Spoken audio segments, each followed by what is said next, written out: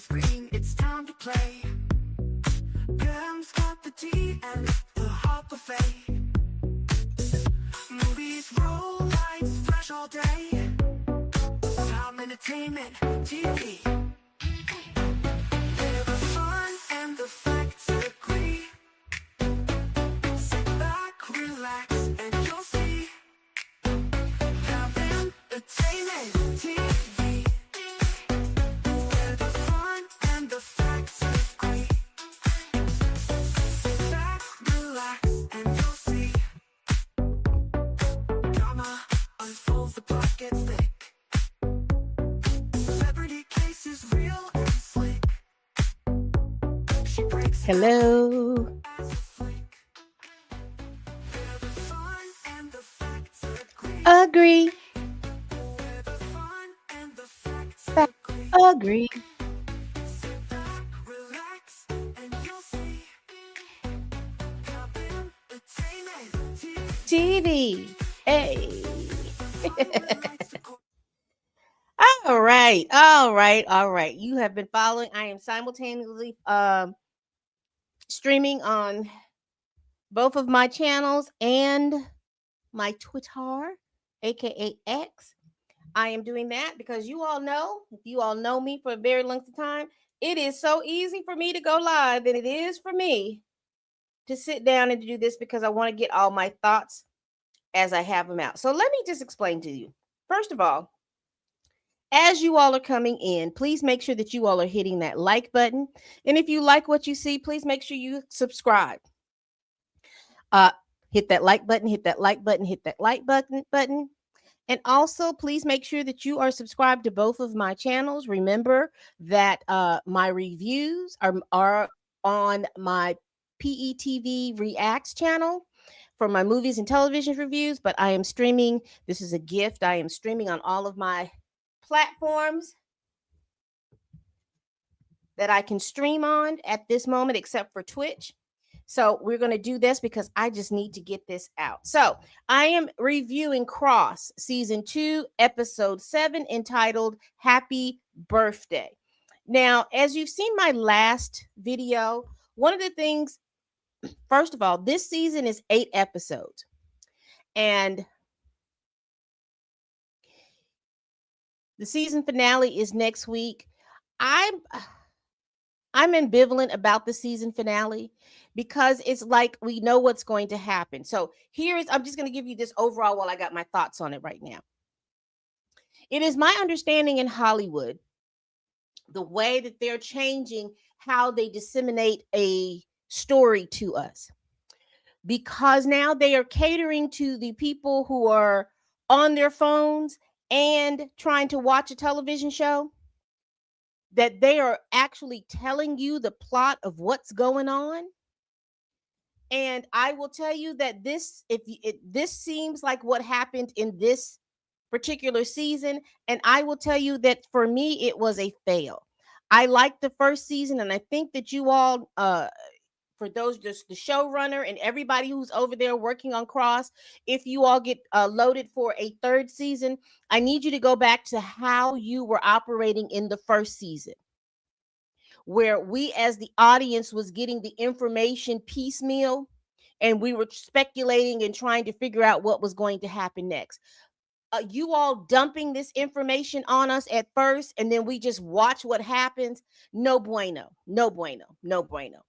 Because it takes away the mystery, it takes away the fun, and it takes away the discovery, because we're sitting out here trying to figure out whether or not this is going on or that is going on, and you're robbing us of that for people who are halfway paying attention anyway. So I would tell you, the showrunner, the directors, the producers, everybody that works on these shows and these television shows and these movies, it is a bad move to try to cater to people who are half watching your show in the first place.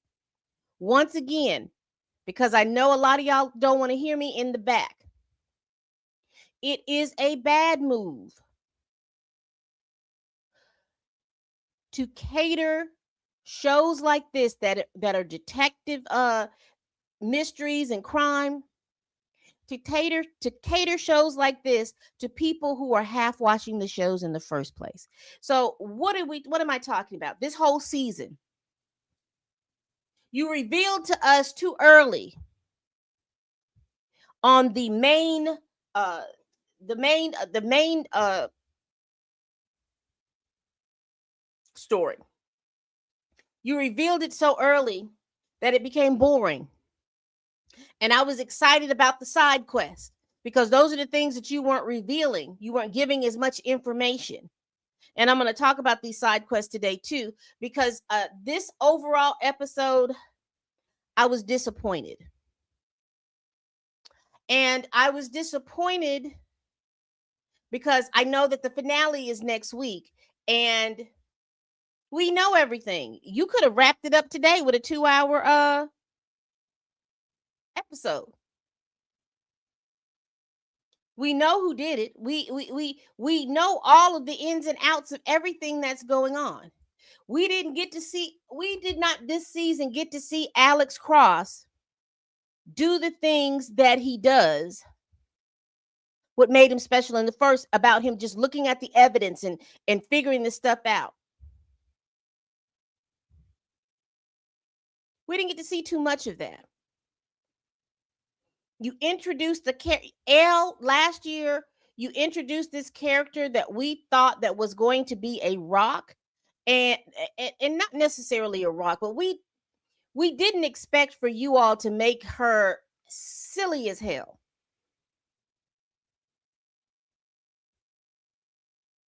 She don't want to be with Cross, but she want to take care of the kids. That was dumb. I'm talking about L.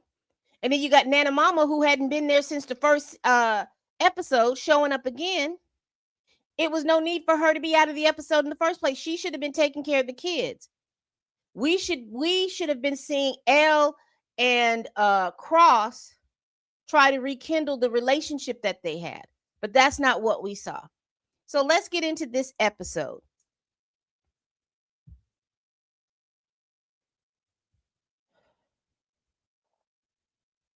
So the episode starts with Craig. Her boss breaks into I guess he was either there already. I don't know exactly what's happening, but he's in her home and he congratulates her on retrieving the tape because, as we remember from last episode, there was a tape that showed everything that was going on, that whole situation, that side quest, as I call it, about Project Bad Religion. So there was a tape in regards to Project Bad Religion, a full tape of all documenting all the soldiers that were harmed or pruned from the timeline about that Bad Religion. And so I guess between Craig and Bobby Trey, they retrieved it. We don't get to see all of that. We don't get to see the suspense of either one of them going down into the dungeon or wherever the hell they went to go get this tape. We don't see that. It's just told to us that that's what happened. And then we find out that all of this was a test for Craig. Since Mastermind got the tape, she's now the assistant director of whatever.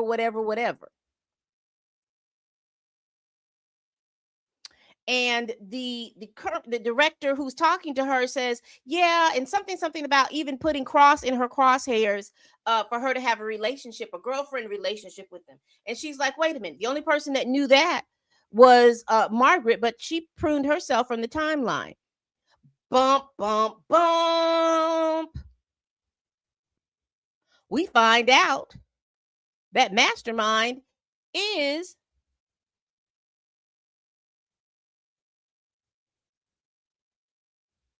Margaret. So all of these actions were a test for Craig. In my notes, I just said BS. This was so lazy to end this side quest the way they did. I dislike this whole ending.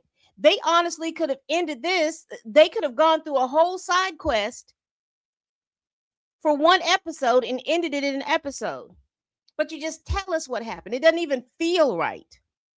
So now you got Bobby Trey out here that you done let out of prison. But after that conversation, she calls Bobby Trey and she tells him she's got one last job for him. So we're gonna continue. We got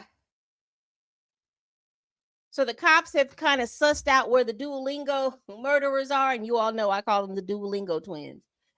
They're out here held up in a safe place or a safe house. Well, the cops have been tracing their truck. They find the truck.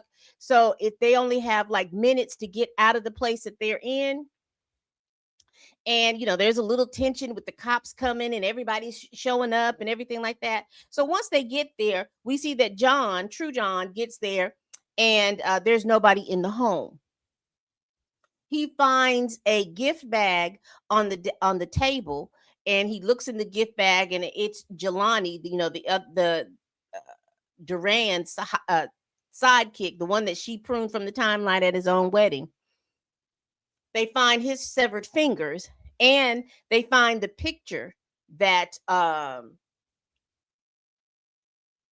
Rebecca got from the senator's office. And then they got a little note on there that says Nuri. And you remember Nuri was the person that was facilitating getting the child labor for the Durand for Crestwood Industries. So there was this brief meeting with the heads of with the deputy director and with the Director Hamnet. Director Hamnet is compromised because he and the person from Questwood are like this. And so he's a little compromised at this moment because there's some illegal things that are going on. And with Durand being his ace boon, he is recusing himself and the department from the case. So they give it to Metro. And that means now Cross is Craig's boss. And that happened in the first episode, and she doesn't like that, and particularly when she's been promoted to this new thing. So she has a little issue with Cross now. She's actually being herself. She's gotten back to herself, in my opinion. And also, in my opinion, when I'm thinking about this too, see, this is the problem too, because there was no reason for Cross and Craig to have a sexual relationship. I think that it would have been better to tease the tension than for them to have a sexual relation. It's unnecessary for them to have a sexual relationship.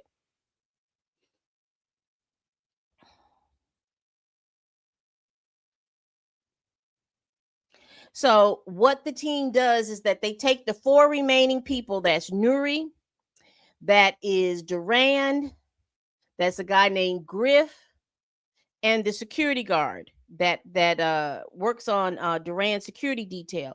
Those are the four last people that are on the list. And Nuri is next. So I think it goes Nuri, it goes the security guard, Grift, and no, Nuri, the security guard, excuse me, Nuri, Grift, the security guard, and then Durand. These are the people that are last. These are the last on the list. And so they have them holed up in an old defunct army base.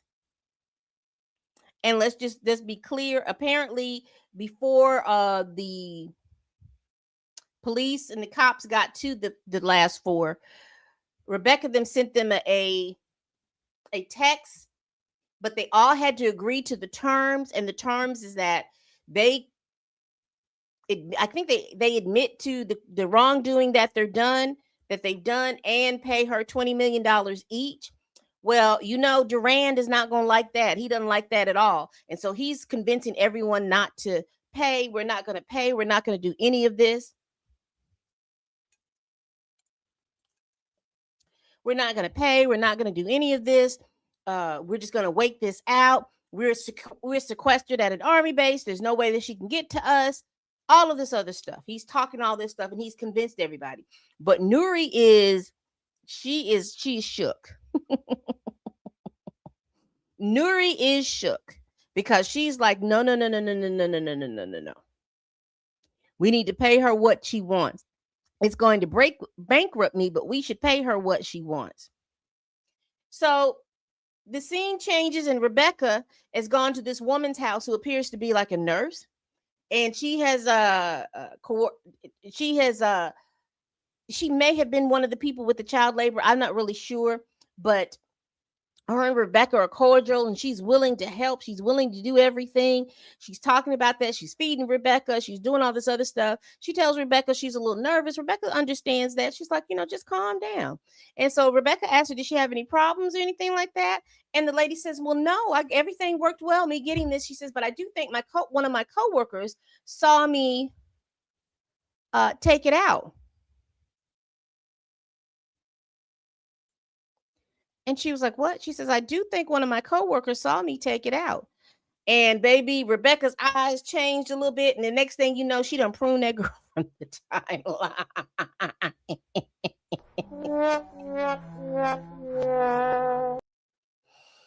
So Rebecca, since they are holed up, it looks like a storage room. Her aunt and Donnie are holed up in the storage room. They call Duran's phone from the storage room, and they go over the terms of the agreement. Duran said he's not paying. Well, Nuri says she's going to pay. Duran said he's not paying. The security guard says she's not paying. And Griff said that he wasn't paying. And baby.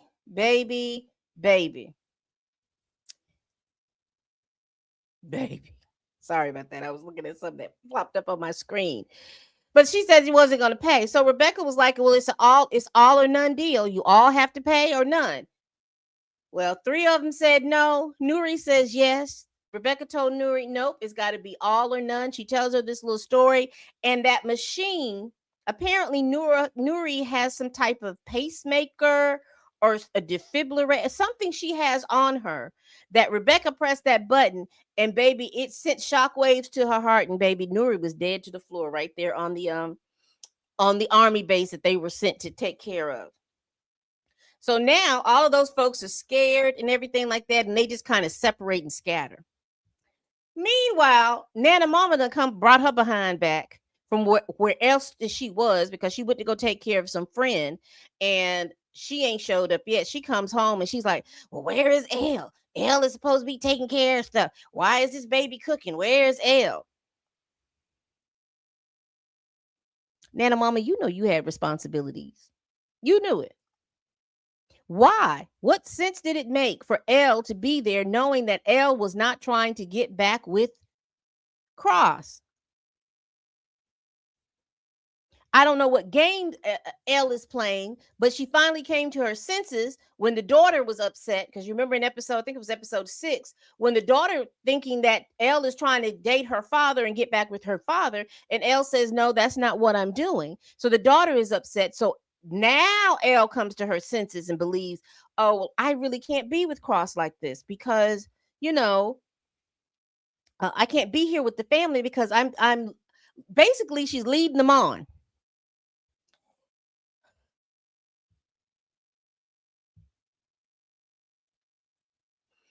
So the lobbyist, who is Griff, he ditches his detail and he meets with Rebecca, and he tells Rebecca he's going to give her the $20 million.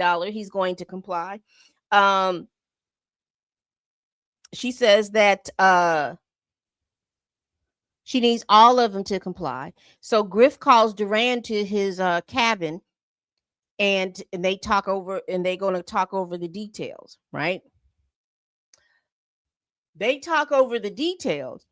And Duran is just adamant that he is not going to pay for nothing. He's not going to do any of these things.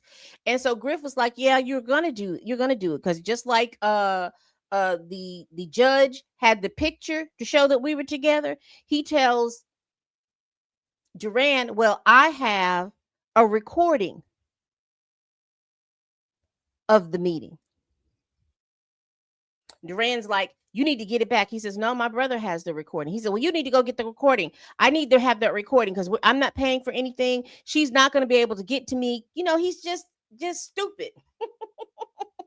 And he really doesn't care. He doesn't really care.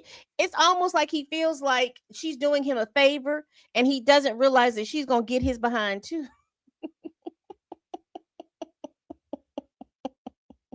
Because it's personal for her.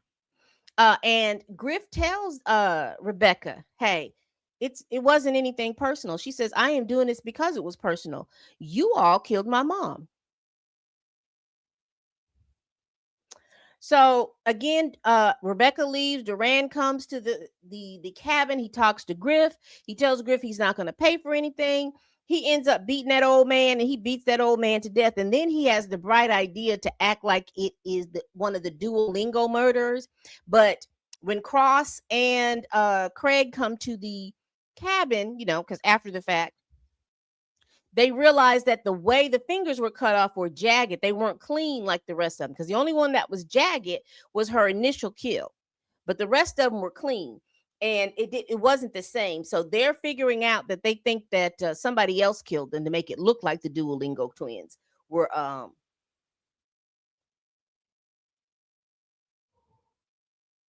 there.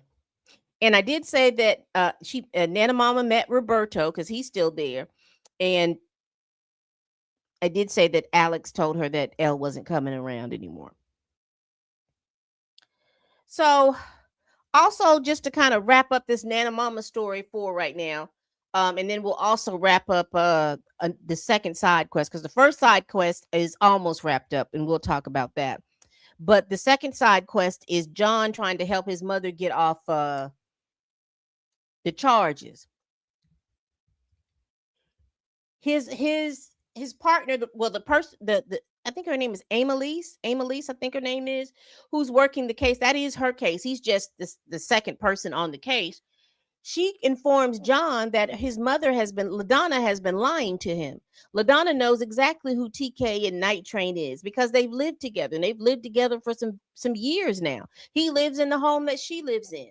So basically, she has been lying for TK. And so John is like upset. He's like, damn, I ain't been played like this in a long time. And so he goes in and he confronts LaDonna, and he tells us, hey, I know you know TK. I know you know that you were living with him. We know he killed him. He killed the person. And we have a witness to say that he killed him. You know what she gonna turn around and say? I did it. TK didn't do nothing. I don't care what witness you got. I'm gonna plead guilty for the thing. And he's like, well, why would you do that? I don't understand. I thought you wanted to get together. No, John, that woman don't care nothing about nothing but what satiates her. TK Night Train satiates her. That's her man, her man, her man, her man. That's that silly, stupid ride or die mentality that she has. She doesn't care about you. She knew where you were. She knew you were doing fine.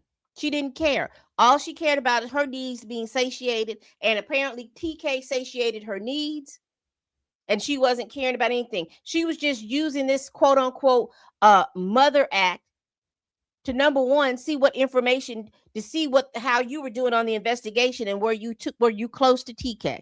But they ended up arresting TK, and now she's wanting to plead guilty. And so that's the end of that particular side quest. Also, John confronted Nana Mama and told her, just basically, he didn't appreciate her lying. Nana Mama was trying to explain herself, and he was like, no. He says, do you realize how heartbroken I was for me to know that you told me that my mother was deceased? And I'm envious of kids who can go see their mother in jail, when you could have just said that that she didn't want me. I think I would have done better than, at least I should have had an opportunity to make a decision about what I needed to make. So I was glad that he confronted Nana Mama on that.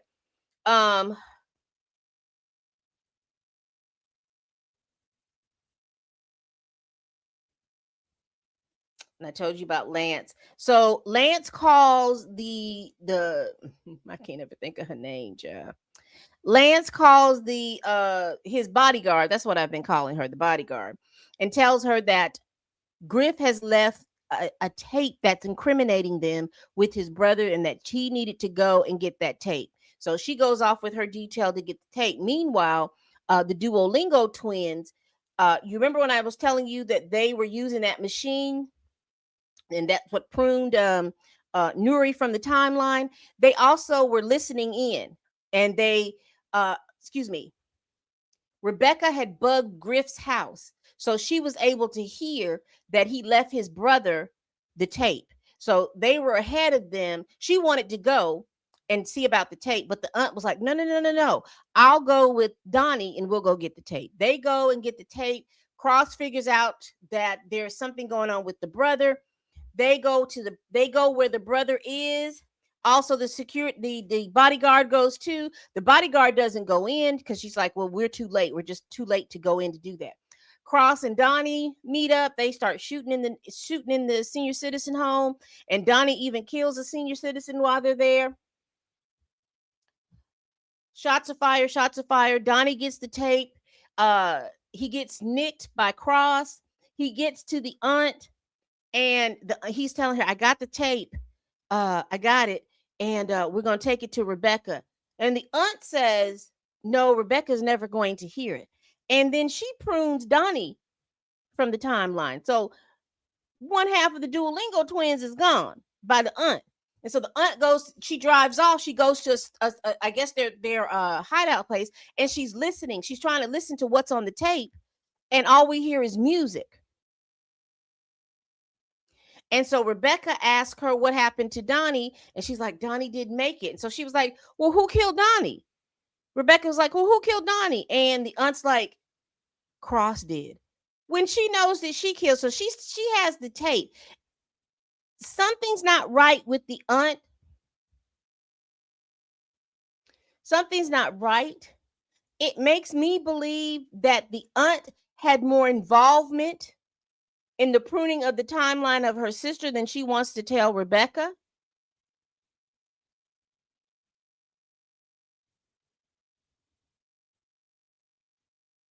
But we will see. And getting up, you remember I told you the first side quest, and that had everything to do with the Project Bad Religion. Well, Bobby Trey meets up with Mastermind. He comes up behind her with the weapon, and he has the weapon to her head, and then the show goes off. And so that is episode 7. We're getting ready to go into the season finale. I would tell you there's not as much high stakes because the only thing that we've got that's really high stake is what is the aunt hiding? Because at this point, we know Duran and the bodyguard are going to jail, or they're going to get pruned from the timeline. They're either going to jail or they're going to get pruned from the timeline. We know that Rebecca is either going to get caught or she is going to be pruned from the timeline. But the only thing interesting at this point is to see what the aunt has. I do not know where we are leaving with the relationship between Cross and Craig, because she was fine with the relationship as long as she was in charge, and now she's not in charge of the case. I don't know exactly what's going on. I don't know exactly how they're going to work all of that out. I don't know if Elle is going to come back and say she wants to be with Cross. I don't know if Craig is going to sabotage that or not. I just don't really know.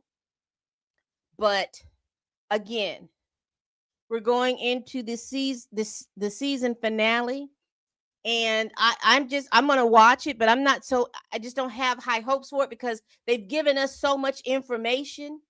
This is throughout the whole thing, and this is why the side quests were so important to me, because we just kind of figured out what was going on with the regular case. That's anyway, anyway, anyway. That is Cross, season 2, episode 7, entitled Happy Birthday. Once again, I'm talking to the showrunners, I'm talking to the producers, I'm talking to the directors, I am talking to the actors, I'm talking to everyone. If you all are going to try to, if the way that you put this season out, if you're going to disseminate this information like this to catch people, or to try to catch those people who are trying to do 2 things at one time by watching their phone and then every now and then glancing up to see what's on TV, if this is the way you're going to do stuff, you're going to lose people who have the attention span to pay attention to a show. Because the writing, I'm not going to tell you that it sucked, because I think the main storyline was a great storyline. I think the two side quests were very good side quests. It's just how you disseminated the information to us. I just didn't like. I didn't like for you to give me all of the information and I'm just watching you go through it. I want to go through it as the characters are going through it. That's the high stakes. That's what makes everybody look. I want the characters to act true to themselves as they were in the first season. I want to see Cross figure it out. And I don't want to figure it out until Cross figures it out. But that's it. All right, people. We do this every week. Please like, comment, and subscribe. Please share this video if you care. Y'all, what are you all thinking about the second season of Cross? Do you like it? Do you dislike it? Are you indifferent? Let me know down in the comments. All right, people. We do this every week. Please like, comment, and subscribe. Please share this video if you care. Y'all, please tell a friend, tell a kin, tell a coworker, tell that heifer that you can't stand that I'm over here making these videos. And as always, people, bye-bye.